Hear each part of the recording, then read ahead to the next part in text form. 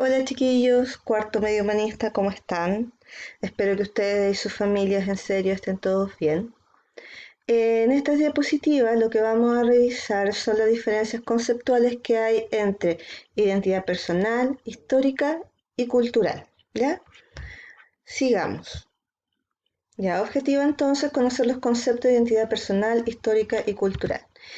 Ya hemos trabajado con el tema de identidad. A ver si avanza. Ahí está, identidad. Identidad personal entonces está basada lógicamente en el individuo, ¿ya? Y en los procesos que él realiza para poder ir creando su propia personalidad, aquello que lo define y lo hace reconocible ante el resto. La identidad histórica, por otro lado, está forjada en los procesos que se desarrollan en las comunidades, en los países, en las regiones, aquellas situaciones, podríamos hablar históricas, que hacen que esa localidad, que ese país, que esa región adquiera cierto punto de vista desde la cual observa el mundo, un modo de ser determinado, o sea, una idiosincrasia. Y por otro lado tenemos la identidad cultural. Sabemos que cultura es un concepto muy amplio.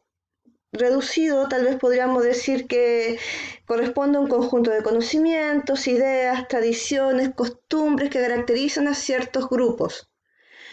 La identidad cultural no responde a variables geográfico-políticas, a un espacio determinado, a un lugar determinado, ¿ya?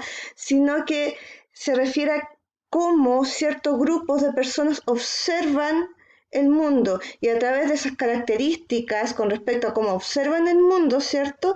Se diferencian de los demás.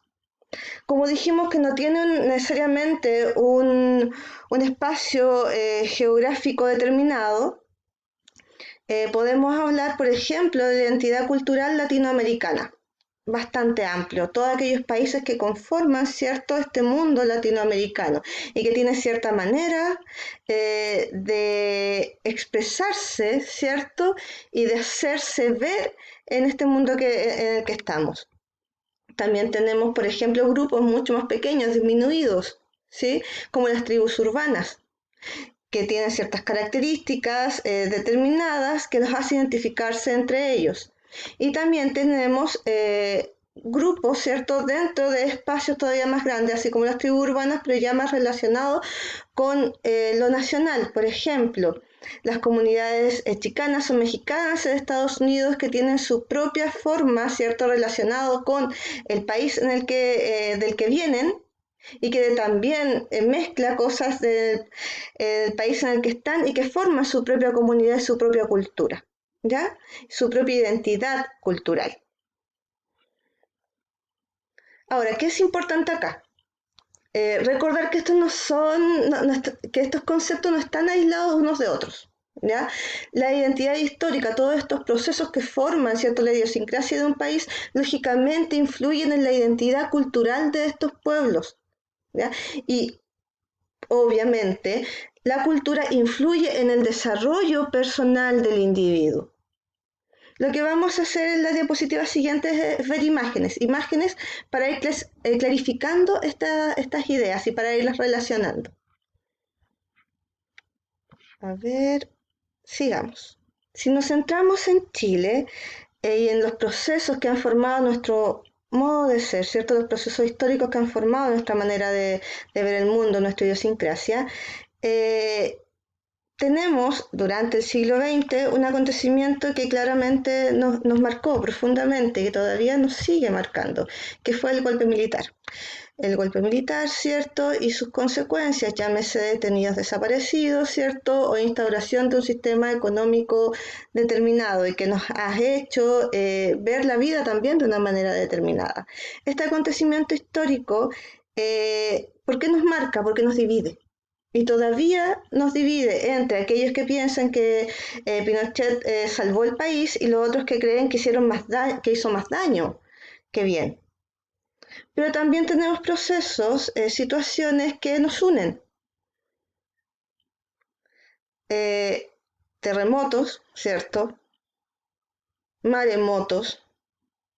Estos acontecimientos que sacan todo ese patriotismo que aparece en el fútbol, por ejemplo, cuando cantan la canción nacional a todo pulmón, cosa que no hacen en el colegio, que sacan toda esta idea de que los chilenos tenemos una garra determinada, que somos solidarios, ¿cierto? Que podemos salir de cualquier problema, que hemos estado hundidos muchas veces, pero que tenemos la fuerza para salir adelante.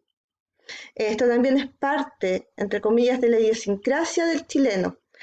Tenemos entonces situaciones que nos separan, ¿ya? Y otras que nos vuelven a unir. Y todo esto dado por ciertos procesos históricos. Sigamos. Otro elemento que reconocemos como parte de nuestro país es la idea de la marginación. A ver, esta fotografía es de finales del 800, principios de 1900. Me imagino que ustedes la han visto y la han comentado en historia. Muestra la imagen de los conventillos de la época. Recordemos que en ese periodo hubo una gran migración de las personas del norte, cuando se acabaron las salitreras, y del sur también a Santiago, buscando oportunidades, y se formaron estos verdaderos guetos, ¿ya? Donde estaban hacinados los pobres. La marginación en Chile es algo que ocurría en esa época donde había grandes problemas económicos. Ahora, con el tiempo, ¿cierto? Uno tendería a pensar que esto se ha reducido porque antes de toda la crisis que hemos estado viviendo, Chile había ido creciendo sostenidamente. Pero en lugar de estas imágenes, nos encontramos con esta otra, que son los campamentos, donde las personas siguen siendo marginadas, aisladas, viviendo en pobreza, pero además con un pensamiento neoliberal. A ver, ¿qué me refiero con un pensamiento neoliberal? Consumista. Si se fijan, en la parte derecha de la imagen tenemos una de estas antenas de cable y uno piensa, a ver, ¿cómo? No tengo una casa propia, pero tengo cable. Las prioridades han ido variando, han ido cambiando. Nos hemos vuelto más materialistas. Por lo tanto, confundimos prioridades, pero eso no significa que esta gente deje de necesitar de cierta ayuda, de cierto apoyo para poder salir del ambiente en el que se encuentran. Otra cosa, a ver, si ustedes le muestran esta fotografía a alguno de sus papás, tal vez se acordará de las casas Copeva. Copeva era una constructora, estamos hablando de los años 90, que se dedicaba a hacer viviendas sociales. ¿Ya? Y como siempre, estas viviendas sociales, o como se daba mucho en esa época y se sigue dando aún, estas viviendas sociales eran bastante precarias. Ya se escatimaba en su construcción porque la idea es que ellos obtuvieran mucho dinero, no había mucha fiscalización del Estado que además le daba los recursos o le daba el proyecto a aquellos que se lo ofrecían más barato, ¿ya? ¿Y qué pasó? Sucedió que después de que se entregaron estas viviendas, el primer invierno se llovieron enteras. Y tenemos estas imágenes de departamentos cubiertos con estos nylon para evitar que la lluvia entrara. A ver, esto que viene desde hace mucho tiempo, de tratar de gastar lo menos posible en aquellos que lo necesitan más, es algo que ocurre en Chile que nosotros lo identificamos claramente. ¿Qué tenemos además? Hoy en día se ha tratado, debo decirlo, se ha hablado de nuevos proyectos sociales donde las casas sean mejores y todo lo demás, pero va bastante lento. ¿Qué tenemos además ahora? Los nuevos pobres que se unen a los pobres de siempre. Y tenemos esta imagen que nos recuerda a la primera, ¿cierto? La de los niños del conventillo, pero esta vez con inmigrantes extranjeros, que también son los más vulnerables, los que no entienden el idioma, los que tienen menos estudio y que se han visto también marginados de esta sociedad. Se dice que Chile es muy clasista, que es parte de nuestra idiosincrasia, que medimos a las personas por lo que tienen, por el dinero que tienen. ¿Ya? Les dejo la pregunta, ¿será tan así? Pero aparte de dejarles la pregunta, también les muestro un ejemplo. ¿Qué dice?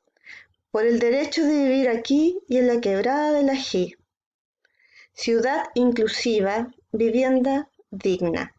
El año pasado, el alcalde de Las Condes, ustedes saben que Las Condes es una de las comunas con más recursos en Santiago, eh, tuvo la idea de crear un proyecto de viviendas sociales e instalarla en un sector de su comuna. ¿Qué pasó? Los vecinos de ese sector protestaron. Protestaron porque iba a bajar la plusvalía de sus viviendas.